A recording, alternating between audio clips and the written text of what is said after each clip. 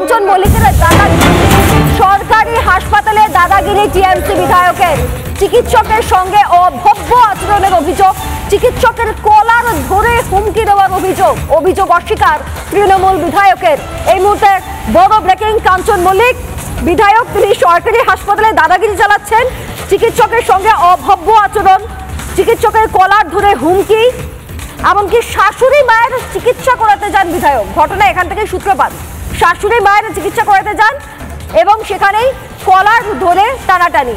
যদি এই ঘটনা গোটাটাই অস্বীকার করে গিয়েছেন তিনি। আমার কি জিজ্ঞেস করেছিলেন মেটফর্মিন ট্যাবলেটটা কি বন্ধ করে দেবো না চলবে?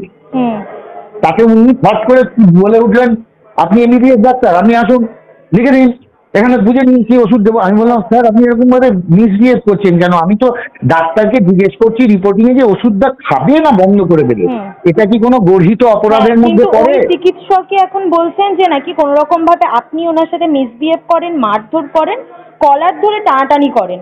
কোনো কলার, তাহলে ওনাকে প্রমাণ দিতে বলুন, সিসিটিভি ফুটেজ দিতে বলুন। এভাবে তো উনি একটা দুমদারাক্কা বলে দিতে পারেন না। মানে আমার মারধর বা কলার ধরে টানাটানি কিচ্ছু ঘটেনি, আদপেই নয়।